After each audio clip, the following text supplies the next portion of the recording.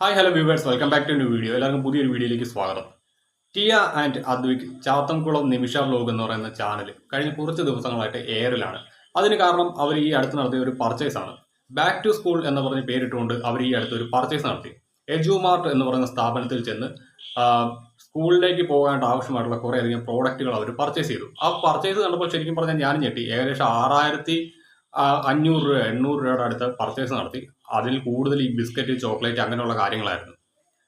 ആ ഒരു പർച്ചേസ് കണ്ടപ്പോൾ ശരിക്കും പറഞ്ഞാൽ ഞാൻ ഞെട്ടിപ്പോയി. കാരണം ഇത്രയധികം ചോക്ലേറ്റും മറ്റു കാര്യങ്ങളും ജങ്ക് ഫുഡൊക്കെ ഈ കുട്ടികൾ കഴിക്കുമ്പോഴത്തേക്ക് ഭാവിയിൽ ഉണ്ടാകാൻ സാധ്യതയുള്ള ആരോഗ്യ പ്രശ്നങ്ങൾ, അതിനെക്കുറിച്ചൊന്നും അതിൻ്റെ മാതാപിതാക്കൾ ചിന്തിക്കുന്നില്ലല്ലോ എന്ന് ഓർത്തപ്പോൾ സത്യം പറഞ്ഞാൽ എനിക്ക് സങ്കടമാണ് തോന്നിയത്.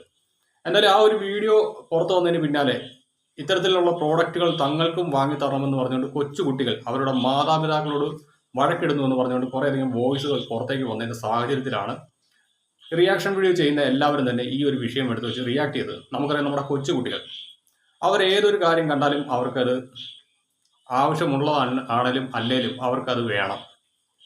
അതൊരു കളിപ്പാട്ടമാണെങ്കിലും ഒരു കൺവെൻഷനാണെങ്കിലും അവർക്കത് വേണം. അതേപോലെ തന്നെ അവർ പല കാര്യങ്ങളും ഇൻസ്പയർ ആവാറുണ്ട്. അതായത് ഇപ്പോൾ ടിയ ആൻഡ് അദ്വൈക് അവരുടെ ലൈഫ് സ്റ്റൈൽ അതിൽ ഇൻസ്പയർ ആയിട്ട് ഒരു വിഭാഗം ഓഡിയൻസ് അവരുടെ ചാനലിൽ കൊച്ചു കുട്ടികളായിട്ടുള്ളവരുണ്ട്. അതേപോലെ തന്നെ കൊറിയൻ സംഗീതം, Korean food, Korean life style അതിൽ ഇൻസ്പയർ ആകുന്ന ഒരു തലമുറയും നമ്മുടെ നാട്ടിൽ ഇന്നുണ്ട്. നമുക്കറിയാം, ഈ അടുത്ത കാലഘട്ടത്തിലായിരുന്നു കൊറിയൻ സുഹൃത്തായിട്ടുള്ള ഒരു ചെറുപ്പക്കാരൻ മരണപ്പെട്ടു എന്ന് അറിഞ്ഞപ്പോൾ ഒരു പെൺകുട്ടി സ്വയം ജീവൻ ഒടുക്കിയത് നമ്മുടെ ഈ കൊച്ചു കേരളത്തിലാണ്. കാരണം നമ്മുടെ കുട്ടികൾ ഓരോ കാര്യങ്ങൾ കാണുമ്പോൾ ഇൻസ്പയർ ആവും, അതെല്ലാം തങ്ങൾക്ക് വേണമെന്ന് ആഗ്രഹിക്കും. അതുകൊണ്ട് തന്നെ അവർ അത്തരത്തിലുള്ള കാര്യങ്ങൾ നേടുവാനുള്ള വഴികൾ സ്വീകരിച്ചുകൊണ്ടിരിക്കും. അത് ഒരുപക്ഷെ മാതാപിതാക്കൾ പോലും അറിയണമെന്നില്ല. ഈ ഒരു കൊറിയൻ യുവാവ് മരണപ്പെട്ടു എന്നറിഞ്ഞപ്പോൾ ജീവനൊടുക്കിയ പെൺകുട്ടി ആ ഒരു കൊറിയൻ യുവാവാണെന്ന് ആ കുട്ടി വിശ്വസിച്ച ആ ഒരു ഇൻസ്റ്റാഗ്രാം അക്കൗണ്ടിലെ വ്യക്തിയുമായിട്ട് ചാറ്റ് ചെയ്തത് ആ കുട്ടിക്ക് കൊറിയൻ ലൈഫ് സ്റ്റൈൽ അത്രത്തോളം ഇഷ്ടമായതുകൊണ്ടാണ്. അങ്ങനെയുള്ളപ്പോൾ നമ്മുടെ കുട്ടികൾ ഓരോരോ വീഡിയോസ് കണ്ട് ഇൻസ്പയർ ആവും. അതുകൊണ്ടാണ് ഇപ്പോൾ ഈ രേണുസുതി ആണെങ്കിലും, അതാണങ്ങനെ നിമിഷ ബിജോ ആണെങ്കിലും, അതാണങ്ങനെ ജാനകി സുധീർ എന്ന് പറയുന്ന ആ മുൻ ബിഗ് ബോസ് താരമാണെങ്കിലും അവരൊക്കെ ഈ സബ്സ്ക്രിപ്ഷനും മറ്റു കാര്യങ്ങളുമായിട്ട് ബന്ധപ്പെട്ട വീഡിയോസ് ഇൻസ്റ്റാഗ്രാമിലേക്ക് ഇട്ടപ്പെടുത്തേക്ക് ഞങ്ങളൊക്കെ വന്ന് അതിന് അഗെയിൻസ്റ്റ് ആയിട്ട് സംസാരിച്ചത്. അതിൻ്റെ ഏറ്റവും ഒടുവിലത്തെ ഒരു ഉദാഹരണമാണിത്. കുട്ടികൾ എങ്ങനെയൊക്കെ ഇൻസ്പയർ ആകും എന്നുള്ളതിന് ഏറ്റവും വലിയ തെളിവാണ് ഇപ്പം ഈ ഒരു ടിയ ആൻഡ് അദ്വിക് ചാത്തൻകുളം നിമിഷ വ്ലോഗ് എന്ന് പറയുന്ന ഈ ഒരു ചാനൽ. അതിനകത്ത് ഓഡിയൻസ് എന്ന് പറയുന്നത് മുഴുവൻ കുട്ടികളാണ്. അവർ ഈ ഒരു വീഡിയോ കണ്ടതിന് ശേഷം അവരുടെ കൂലിപ്പണിക്കാരായിട്ടുള്ള മാതാപിതാക്കളെ പോലും ശല്യം ചെയ്യുകയാണ്, തങ്ങൾക്കും ടിയ ഉപയോഗിക്കുന്ന അതേ സാധനങ്ങൾ വേണമെന്ന്. അതാണ് ഒരാളെ കണ്ട് മറ്റൊരു വ്യക്തി ഇൻസ്പയർ ആകുക എന്ന് പറയുന്നത്. അതുകൊണ്ട് തന്നെയാണ് രേണുസുതിയെ പോലുള്ളവർക്കെതിരെ ഞങ്ങൾ വരുന്നത്. ഇപ്പോൾ കാര്യങ്ങൾ നിങ്ങൾക്ക് ഏകദേശം മനസ്സിലായെന്ന് കരുതുന്നു. ഇന്ന് ഞാൻ അതുൽ വ്ലോഗ്സിൻ്റെ ചാനലിനകത്ത് കുറച്ച് ഓഡിയോ ക്ലിപ്പുകൾ കേട്ടു. ടിയയുടെയും അദ്വൈകിൻ്റെ ചാനൽ സ്ഥിരമായിട്ട് വാച്ച് ചെയ്യുന്ന ഒരു 4 വയസ്സുള്ള കുട്ടി അവരുടെ ആ കുട്ടിയുടെ അമ്മയോടും അച്ഛനോടും ഒക്കെ അഗ്രസീവായിട്ട് പെരുമാറുന്നു എന്ന തരത്തിലുള്ള ഓഡിയോ ക്ലിപ്പുകൾ നമുക്കതൊന്ന് കേട്ടു നോക്കാം. ഹലോ, ഞാനത് നമ്മുടെ വീഡിയോയുടെ താഴെ കമൻ്റായിട്ട് ഇട്ടിട്ടുണ്ടായിരുന്നു. അപ്പോൾ അതിൽ പറഞ്ഞ പോലെ തന്നെ എൻ്റെ കുട്ടിക്ക് 4 വയസ്സായതാണ്. അപ്പോൾ ആളിങ്ങനെ വഴക്കൊന്നുമില്ലാത്തൊരു കുട്ടിയായിരുന്നു. കടയിലൊക്കെ ചെന്നാൽ ഇവർ പോകുന്ന പോലെ തന്നെ സൂപ്പർ മാർക്കറ്റ്സിലൊക്കെ നമ്മൾ പോകാറുണ്ട്. ഇതുപോലെ തന്നെ ഇമ്പോർട്ടഡ് സാധനങ്ങളൊക്കെയുള്ള ഷോപ്പിലെല്ലാം നമ്മൾ പോകാറുണ്ട്. ബട്ട് അവിടെയൊക്കെ ചെല്ലുമ്പോൾ നമുക്ക് ആവശ്യമുള്ള സാധനങ്ങൾ അല്ലെങ്കിൽ കുട്ടിക്ക് ആവശ്യമുള്ള സാധനങ്ങൾ തിരഞ്ഞെടുത്ത് അങ്ങനെയാണ് കൊടുക്കാറ്. അപ്പോൾ ഇവരുടെ വീഡിയോ കണ്ടതിൽ പിന്നെ ആളെ കുറച്ച് അഗ്രസീവായിട്ട് പെരുമാറാൻ തുടങ്ങി. ഈ കുട്ടി കാണിക്കുന്ന പോലെ വേണ്ടതാണെങ്കിലും വേണ്ടാത്തതാണെങ്കിലും എല്ലാം ബാസ്ക്കറ്റ് കൊണ്ടുപോയി എടുത്ത് അങ്ങനെ എടുക്കുന്നൊരു ശീലം വളർന്നു വരാൻ തുടങ്ങി. ഫസ്റ്റ് ടൈം ഞങ്ങൾ വിചാരിച്ചു, കാരണം അതുവരെ അങ്ങനെ ബിഹേവ് ചെയ്യാത്തൊരു കുട്ടിയാണ്. പിന്നീട് അപ്പോൾ ആദ്യമൊക്കെ ഈ ചാനൽ കാണുമ്പോൾ ഞാൻ വിചാരിക്കും, കുട്ടികളുടെ അല്ലേ, വേറെ ഒന്നും കാണുന്നില്ലല്ലോ, റീലോ അങ്ങനെയുള്ളതൊന്നും കാണുന്നില്ലല്ലോ, അത് നല്ല ഒരു കാര്യമല്ലേ എന്ന് വിചാരിക്കുമായിരുന്നു. പിന്നീടാണ് ഞാൻ ഈ ചാനൽ ശ്രദ്ധിക്കാനായിട്ട് തുടങ്ങിയത്. അപ്പോൾ ആ ചാനലിൽ ബേസിക്കലി എനിക്ക് ആ സ്ത്രീയുടെ സംസാരം ഒട്ടും ഇഷ്ടപ്പെട്ടില്ല. ബിക്കോസ് അവരെപ്പോഴും ഞാൻ അതിൽ കമൻറ്റിൽ പറഞ്ഞ പോലെ തന്നെ ഒരു സൊസൈറ്റി ലേഡി ആകാനുള്ളൊരു ശ്രമത്തിലാണ്. പക്ഷേ ആ ശ്രമം ഒരു 100% എന്താ പറയുന്നത്, സക്സസ് ആയോ എന്ന് ചോദിച്ചു കഴിഞ്ഞാൽ ഇത് സക്സസ് ആയിട്ടില്ല.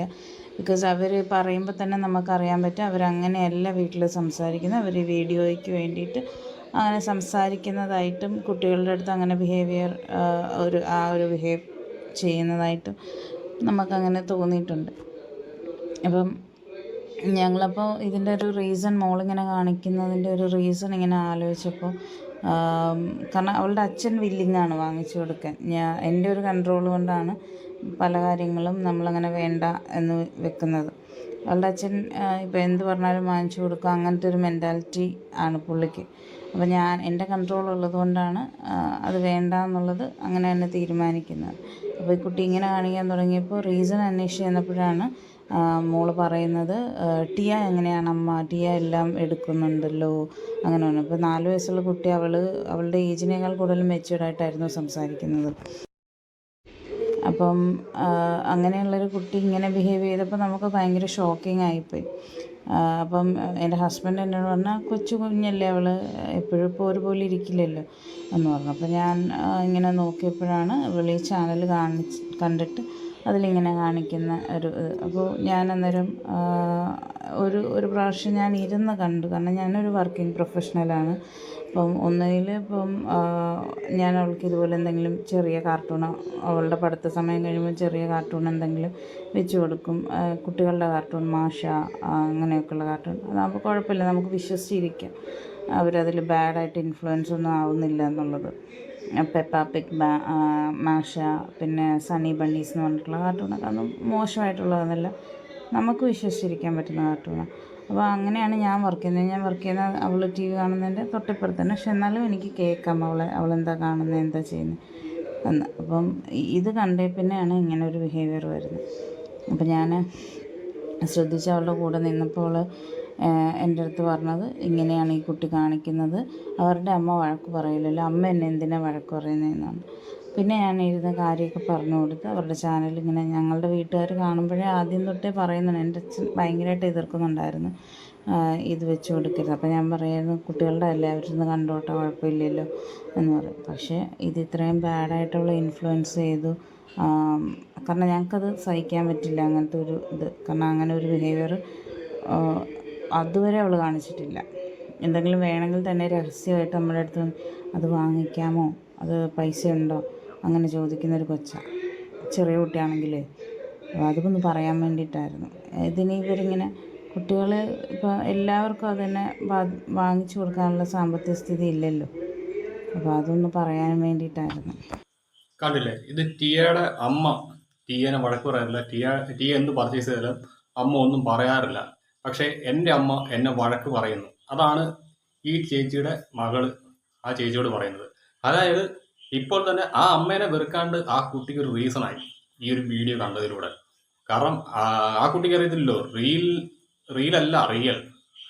ഈ വീഡിയോയുടെ മുന്നിലുള്ള ടിയയുടെ മാതാപിതാക്കളും ആയിരിക്കില്ല വീഡിയോയ്ക്ക് പിന്നിലുള്ളതെന്ന് അറിയാനുള്ള പക്വത ഈ പറയുന്ന കുട്ടികൾക്ക് ആർക്കും തന്നെ ഇല്ല. അന്നേരത്തേക്ക് അവർ നോക്കുമ്പോൾ ടിയയുടെ അച്ഛനും അമ്മയൊക്കെ ഭയങ്കര സ്നേഹമുള്ളവർ. അവർ ടിയയും അതിൻ്റെ അദ്വൈക്ക് എന്ന് പറഞ്ഞ ആ കുട്ടിയൊക്കെ എന്ത് ചോദിച്ചാലും അതെല്ലാം വാങ്ങിക്കൊടുക്കുന്നവർ.